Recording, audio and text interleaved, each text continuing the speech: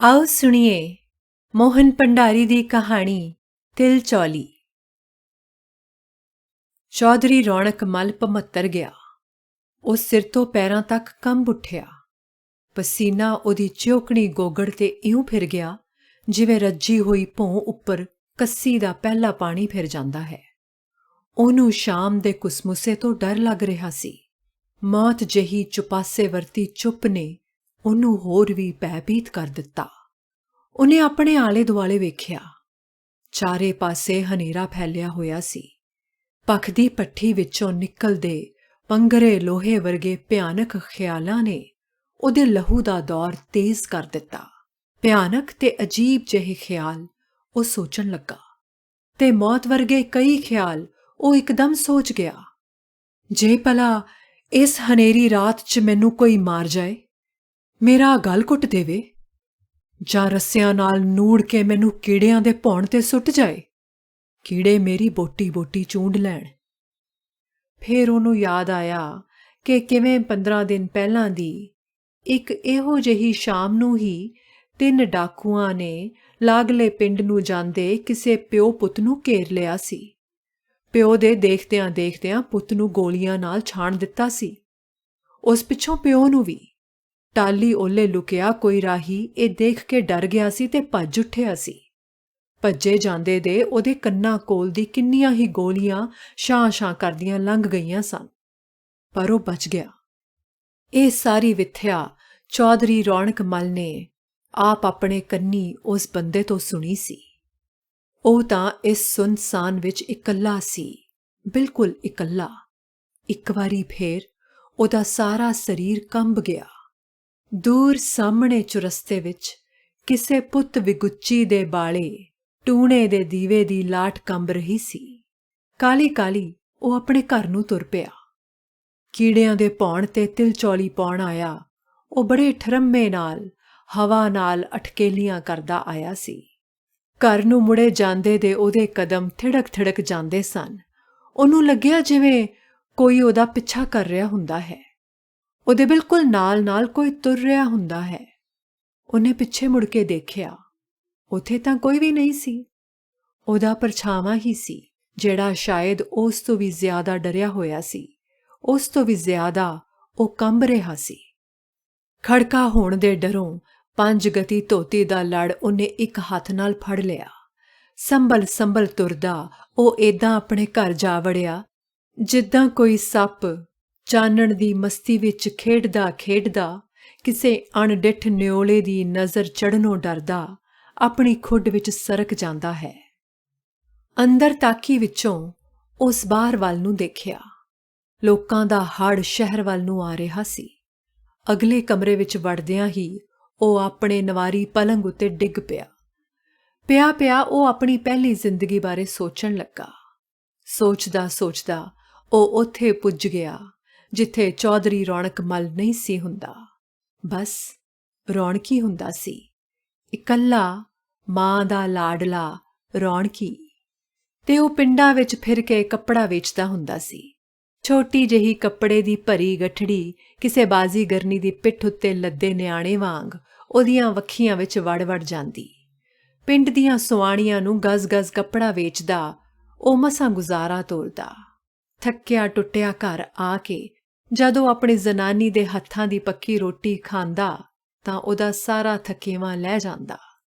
ਦੋਵੇਂ ਵੇਲੇ ਮਿਲਦੀ ਰੁੱਖੀ ਮਿੱਸੀ ਰੋਟੀ ਉਹਨੂੰ ਬਹੁਤ ਸਵਾਦ ਲੱਗਦੀ ਤੇ ਉਹ ਇਸ ਲਈ ਰੱਬ ਦਾ 100 ਸ਼ੁਕਰ ਕਰਦਾ।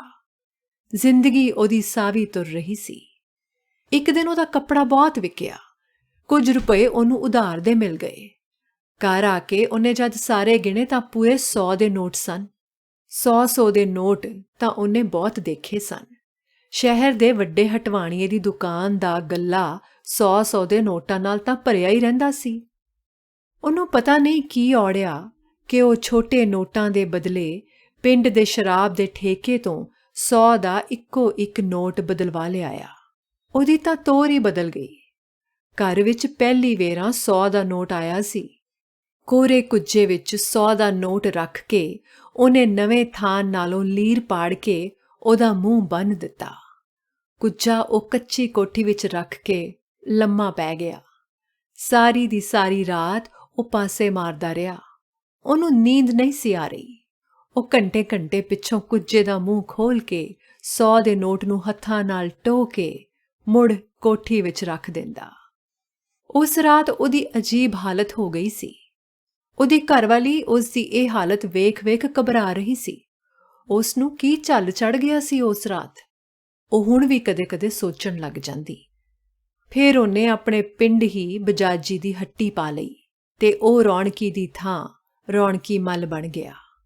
ਪਿੰਡ ਵਿੱਚ ਉਹਦਾ ਸੋਹਣਾ ਵਣਜ ਚੱਲ ਪਿਆ। 2-2 4-4 ਤੋਂ ਵੱਧ ਦੀਆਂ ਅਸਾਮੀਆਂ ਹੁਣ ਸਾਰੇ ਪਿੰਡ ਵਿੱਚ ਫੈਲ ਗਈਆਂ। ਕੱਪੜੇ ਉੱਤੇ ਲੱਗੇ ਕੰਟਰੋਲ ਨੇ ਉਹਨੂੰ ਬਲੈਕ ਕਰਨੀ ਸਿਖਾਈ। ਨਿੱਤ ਨਵੀਆਂ ਟੈਕਸਾਂ ਨੇ ਉਹਨੂੰ ਦੂਰੀਆਂ ਵਹੀਆਂ ਰੱਖਣੀਆਂ ਸਿਖਾ ਦਿੱਤੀਆਂ। ਪਿੰਡ ਦਾ ਵਾਲ-ਵਾਲ ਉਹਦਾ ਕਰਜ਼ਾਈ ਸੀ। ਸਾਰੇ ਇਲਾਕੇ ਵਿੱਚ ਹੁਣ ਰੌਣਕ ਮੱਲ ਹੋ ਰਹੀ ਸੀ। ਫਿਰ ਉਹਨੂੰ ਆਪਣਾ ਪਿੰਡ ਛੋਟਾ-ਛੋਟਾ ਲੱਗਣ ਲੱਗਾ। ਜਿਵੇਂ ਉਹਦੀ ਦਿਨ ਭਰ ਦੀ ਵੱਧਦੀ ਗੋਗੜ ਹੁਣ ਇਸ ਪਿੰਡ ਵਿੱਚ ਨਹੀਂ ਸੀ ਸਮਾ ਸਕਦੀ। ਇੱਕ ਰਾਤ ਉਹ ਟਰੱਕ ਵਿੱਚ ਸਮਾਨ ਪਾ ਕੇ ਲਾਗਲੇ ਸ਼ਹਿਰ ਆ ਵੜਿਆ। ਅਸਾਮੀਆਂ ਪਿੰਡਾਂ ਤੋਂ ਸ਼ਹਿਰ ਦੇ ਚੱਕਰ ਮਾਰਨ ਲੱਗੀਆਂ। ਜਿਸ ਦੀ ਧੀ ਭੈਣ ਦਾ ਵਿਆਹ ਧਰਿਆ ਜਾਂਦਾ ਉਹ ਰੌਣਕ ਮੱਲ ਕੋਲ ਜ਼ਰੂਰ ਪੁੱਜਦਾ। ਜ਼ਮੀਨ ਗਹਿਣੇ ਧਰ ਕੇ ਆਪਣੀ ਗਰਜ਼ ਪੂਰੀ ਕਰਦਾ। ਰੌਣਕ ਮੱਲ ਦੇ ਗੁਣ ਗਾਉਂਦਾ ਉਹ ਥੱਕਦਾ ਨਾ। ਹੁਣ ਰੌਣਕ ਮੱਲ ਦੇ 2 ਭੱਠੇ ਚੱਲਦੇ ਸਨ। ਉਹਦੇ ਆਪਣੇ ਕਈ ਟਰੱਕ ਚੱਲਦੇ ਸਨ। ਕਈ ਕੰਪਨੀਆਂ ਦਾ ਉਹ ਹਿੱਸੇਦਾਰ ਸੀ। ਉਹਦਾ ਇੰਨਾ ਕੰਮ ਹੋਣ ਉੱਤੇ ਵੀ ਉਹਨੂੰ ਹੁਣ ਕੋਈ ਕੰਮ ਨਹੀਂ ਸੀ। ਬਸ ਗੋਗੜ ਤੇ ਘੜੀ ਮੁੜੀ ਉਹ ਹੱਥ ਫੇਰਦਾ ਰਹਿੰਦਾ। ਕਦੇ-ਕਦੇ ਮਸਤੀ ਵਿੱਚ ਆ ਕੇ ਆਪਣੀ ਘਰਵਾਲੀ ਉੱਤੇ ਰੋਹਬ ਝਾੜਦਾ। ਉਹ ਕਹਿੰਦਾ, ਭਾਗਵਾਨੇ ਕੀ ਸਮਝਦੀ ਐਂ? ਜਿਹੜੇ ਰੌਣਕੀ ਨੂੰ ਘਰ ਵਿੱਚ 100 ਦਾ ਨੋਟ ਪਿਆ ਦੇਖ ਕੇ ਉਸ ਰਾਤ ਨੀਂਦ ਨਹੀਂ ਸੀ ਆਈ, ਅੱਜ 4 ਡਿੰਗਾਂ ਤੇ ਪਿਸ਼ਾਬ ਕਰਨ ਗਿਆ ਇੰਨਾ ਕਮਾ ਲੈਂਦਾ। ਵਧੀ ਗੋਗੜ ਉੱਤੇ ਉਹਦਾ ਹੱਥ ਮੱਲੋ-ਮੱਲੀ ਫਿਰਨ ਲੱਗ ਜਾਂਦਾ। ਇਸ ਸਾਲ ਦੀਆਂ ਇਲੈਕਸ਼ਨਾਂ ਵਿੱਚ ਉਹ ਸ਼ਹਿਰ ਦਾ ਮੁਖੀਆ ਚੁਣਿਆ ਗਿਆ। ਰੌਣਕ ਮੱਲ ਤੋਂ ਹੁਣ ਉਹ ਚੌਧਰੀ ਰੌਣਕ ਮੱਲ ਬਣ ਗਿਆ। ਇੰਨਾ ਕੁਝ ਹੋਣ ਤੇ ਵੀ ਉਹਨੂੰ ਚੈਨ ਨਹੀਂ ਸੀ ਮਿਲਿਆ। ਵਪਾਰਕ ਧੰਦਿਆਂ ਵਿੱਚ ਉਲਝਿਆ ਉਹ ਦਿਨ ਰਾਤ ਭਟਕਦਾ ਰਹਿੰਦਾ। ਉਸ ਦੀਆਂ ਕਈ ਅਸਾਮੀਆਂ ਉਹਨੂੰ ਅੱਖਾਂ ਦਿਖਾਉਣ ਲੱਗ ਜਾਂਦੀਆਂ। ਕਈ ਅਸਾਮੀਆਂ ਮਰ ਮੁੱਕਰ ਜਾਂਦੀਆਂ। ਉਹਦੇ ਆਪਣੇ ਖਾਸ ਪਿੰਡ ਦਾ ਬਚਨਾ ਕਾਮਰੇਡ ਖੁੱਲ੍ਹਮ ਖੁੱਲ੍ਹਾ ਉਹਦੇ ਖਿਲਾਫ ਪ੍ਰਚਾਰ ਕਰਦਾ ਫਿਰਦਾ ਰਹਿੰਦਾ। ਕਦੇ-ਕਦੇ ਤਾਂ ਉਹ ਉਹਦੇ ਮੂੰਹ ਤੇ ਵੀ ਖਰੀਆਂ-ਖਰੀਆਂ ਸੁਣਾ ਜਾਂਦਾ। ਭਰੇ ਬਾਜ਼ਾਰ ਵਿੱਚ ਬਾਂਹ ਕੱਢ ਕੇ ਉਹਦੀਆਂ ਦੁਕਾਨਾਂ ਦੀ ਕਤਾਰ ਵੱਲ ਇਸ਼ਾਰਾ ਕਰਕੇ ਉਹ ਕਹਿੰਦਾ, ਓਏ ਰੌਣਕਾ, ਕਿਹਦੀ ਖਾਤਰ ਜੋੜਦਾ ਹੈ ਮਿਲਖਾਂ? ਮੌਕਾ ਆਉਣ ਤੇ ਲੋਕਾਂ ਨੇ ਇਹ ਆਪੇ ਸਾਂਭ ਲੈਣੀਆਂ ਨੇ। ਇਹ ਸੁਣ ਕੇ ਚੌਧਰੀ ਰੌਣਕ ਮੱਲ ਉੱਪਰੋਂ ਤਾਂ ਹੱਸ ਛੱਡਦਾ, ਪਰ ਅੰਦਰੋਂ ਅੰਦਰ ਜਿਵੇਂ ਉਹਨੂੰ ਕਾਂਬਾ ਛੱਡ ਜਾਂਦਾ।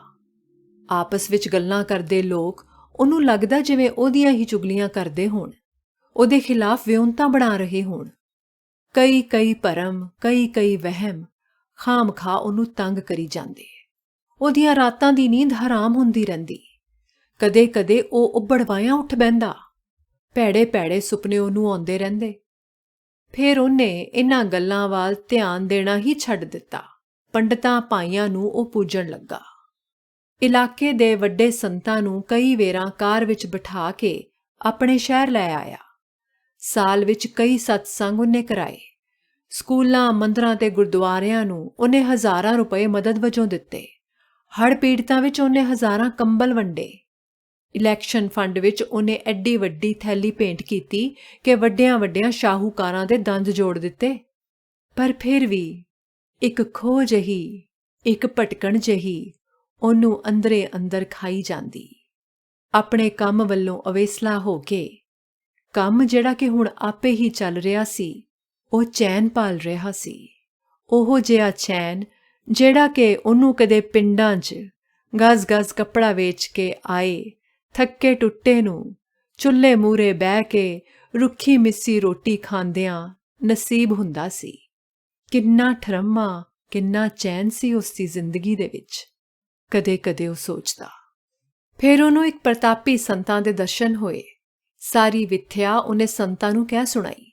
ਇੱਕ ਵੇਰਾਂ ਤਾਂ ਉਹ ਸੰਤਾਂ ਅੱਗੇ ਚੌਧਰੀ ਰੌਣਕੀ ਮੱਲ ਤੋਂ ਇੱਕ ਤੁੱਛ ਰੌਣਕੀ ਬਣ ਗਿਆ। ਸੰਤਾਂ ਨੂੰ ਦਇਆ ਆ ਗਈ ਉਹਦੀ ਇਹ ਹਾਲਤ ਦੇਖ ਕੇ। ਮੂੰਹ ਵਿੱਚ ਘਾਹ, ਗਲ ਵਿੱਚ ਖੱਦਰ ਦਾ ਪਰਨਾ ਤੇ ਨੰਗੇ ਪੈਰੀ ਸ਼ਹਿਰ ਦਾ ਚੌਧਰੀ ਉਹਨਾਂ ਦੇ ਚਰਨਾਂ ਵਿੱਚ ਢਹਿਆ ਪਿਆ ਸੀ। ਸੰਤਾਂ ਨੇ ਜੱਗ ਕਰਾਇਆ। ਉਹਨਾਂ ਨੇ ਉਹਦਾ ਹੱਥ ਲਵਾ ਕੇ ਗਰੀਬਾਂ ਨੂੰ ਕੱਪੜੇ ਵੰਡਾਏ, ਬ੍ਰਾਹਮਣਾਂ ਨੂੰ ਕਈ ਕਪਲਾਂ ਗਊਆਂ ਦਾ ਦਾਨ ਕਰਵਾਇਆ। ਉਹ ਉਹਦੇ ਕੋਲ 1.25 ਮਹੀਨਾ ਰਹੇ। ਜਾਂਦੇ ਹੋਏ ਉਹਨੂੰ ਅਸੀਸ ਦੇ ਗਏ ਤੇ ਕਹਿ ਗਏ, ਦੇਖ ਰੌਣਕ ਮੱਲ, ਕੱਲ ਮੰਗਲਵਾਰ ਹੈ। ਕੱਲ ਤੋਂ ਹੀ ਡੁੱਬਦੇ ਸੂਰਜ ਨਾਲ ਕੀੜੀਆਂ ਦੇ ਭੌਣ ਉੱਤੇ ਤਿਲ ਚੌਲੀ ਪਾ ਕੇ ਆਇਆ ਕਰ। 1.25 ਸਾਲ ਤਿਲ ਚੌਲੀ ਪਾਉਂਦਾ ਰਹੀਂ। ਇਹ ਬੇਜ਼ਬਾਨ ਕੀੜੇ ਤੈਨੂੰ ਤਾਰ ਦੇਣਗੇ, ਦੇਖੀ ਕਿਤੇ ਭੁੱਲ ਨਾ ਜਾਈਂ। ਇਹ ਕਹਿ ਕੇ ਸੰਤ ਨਗਰੀ ਤੋਂ ਬਾਹਰ ਹੋ ਗਏ। ਹੁਣ ਹਰ ਡੁੱਬਦੇ ਸੂਰਜ ਨਾਲ ਚੌਧਰੀ ਰੌਣਕ ਮੱਲ ਕੀੜਿਆਂ ਦੇ ਭੌਣ ਉੱਤੇ ਤਿਲ ਚੌਲੀ ਪਾਣ ਜਾਂਦਾ ਹੈ। ਵੱਡੇ ਤੋਂ ਵੱਡਾ ਕੰਮ ਛੱਡ ਉਹ ਆਪਣੇ ਹੱਥੀਂ ਤਿਲ ਚੌਲੀ ਪਾ ਕੇ ਆਉਂਦਾ। ਕਈ ਮਿੰਟ ਉਹ ਕੀੜਿਆਂ ਦੇ ਭੌਣ ਉੱਤੇ ਬੈਠਾ ਚੌਲਾਂ ਪਿੱਛੇ ਕੀੜਿਆਂ ਦੀ ਲੜਾਈ ਦੇਖਦਾ ਰਹਿੰਦਾ, ਸੁਆਦ ਲੈਂਦਾ ਰਹਿੰਦਾ। ਆਪਣੀ ਜ਼ਿੰਦਗੀ ਉਹਨੂੰ ਫੇਰ ਸਾਵੀਂ ਹੁੰਦੀ ਜਾਪੀ। ਕਈ ਦਿਨਾਂ ਤੋਂ ਇੱਕ ਅਜੀਬ ਤਮਾਸ਼ਾ ਕੀੜਿਆਂ ਦਾ ਉਹ ਵੇਖ ਰਿਹਾ ਸੀ। ਛੋਟਿਆਂ ਕੀੜਿਆਂ ਤੋਂ ਇੱਕ ਵੱਡੇ ਕੱਦ-ਬੁੱਤ ਵਾਲਾ ਕੀੜਾ ਤਿਲ ਲੱਗੀ ਸ਼ੱਕਰ ਦੀ ਚਿਬਕੀ ਰੋੜੀ ਖੋਹ ਕੇ ਲੈ ਜਾਂਦਾ ਸੀ। ਉਹਦਾ ਇਹ ਹਮਲਾ ਵੇਖ ਕੇ ਚੌਧਰੀ ਖਿੜ ਉੱਠਦਾ ਸੀ। ਕਿੰਨਾ ਹਿੰਮਤੀ ਹੈ, ਸਦਕੇ ਤੇਰੇ। ਉਹਦੇ ਮੂੰਹੋਂ ਆਪੇ ਨਿਕਲ ਜਾਂਦਾ। ਅੱਜ ਸ਼ਹਿਰ ਵਿੱਚ ਕੁਸ਼ਤੀਆਂ ਸਨ। ਇਲਾਕੇ ਵਿੱਚੋਂ ਆਏ ਉਹਦੇ ਕਰਜ਼ਾਈ ਭੋਥੇ ਪਾਈ ਸ਼ਰਾਬ ਵਿੱਚ ਗੁੱਟ ਉਹਦੇ ਵੱਲ ਘੂਰ ਦੇਖਦੇ ਸਨ। ਕਾਮਰੇਡ ਬਚਨਾ ਲੋਕਾਂ ਦੇ ਹੜ ਵਿੱਚ ਚੰਮਲਿਆ ਇਉਂ ਫਿਰ ਰਿਹਾ ਸੀ ਜਿਵੇਂ ਵਿਆਹ ਵਿੱਚ ਨੈਣ ਫਿਰਦੀ ਹੁੰਦੀ ਹੈ। ਚੌਧਰੀ ਰੌਣਕ ਮੱਲ ਨੂੰ ਕੁਸ਼ਤੀਆਂ ਵੇਖਣਾ ਅੱਜ ਚੰਗਾ ਨਾ ਲੱਗਾ। ਉਹ ਤਾਂ ਆਪਣੇ ਪਹਿਲਵਾਨ ਕੀੜੇ ਦੇ ਦਾਅ ਪੇਚ ਹੀ ਵੇਖੇਗਾ, ਇਹ ਸੋਚਦਾ ਠਰੰਮੇ ਨਾਲ ਤੁਰਦਾ, ਅਟਖੇਲੀਆਂ ਕਰਦਾ ਉਹ ਕੀੜਿਆਂ ਦੇ ਭੌਣ ਉੱਤੇ ਪੁੱਜਾ। ਤਿਲ ਚੌਲੀ ਪਾਣ ਤੋਂ ਪਹਿਲਾਂ ਉਹਨੇ ਇੱਕ ਨਿੱਕੀ ਜਿਹੀ ਚਿਬਕੀ ਹੋਈ ਤਿਲਾਂ ਨਾਲ ਭਰੀ ਗੁੜ ਦੀ ਰੋੜੀ ਭੌਣ ਉੱਤੇ ਸੁੱਟੀ। ਤਮਾਸ਼ਾ ਦੇਖਣ ਲਈ ਉਹ ਤਿਆਰ ਹੋ ਗਿਆ। ਐਤਕੀ ਉਹਦੇ ਮੂੰਹੋਂ ਸਦਕੇ ਤੇਰੇ ਨਾ ਨਿਕਲਿਆ। ਉਹ ਕੰਬ ਉੱਠਿਆ। ਵੱਡੇ ਕੀੜੇ ਤੋਂ ਗੁੜ ਦੀ ਨਿੱਕੀ ਜਿਹੀ ਡਲੀ ਖੋਹ ਕੇ ਛੋਟੇ 5-6 ਕੀੜੇ ਆਪਣੀ ਖੁੱਡ ਵੱਲ ਚਾਈਂ ਲਿਜਾ ਰਹੇ ਸਨ।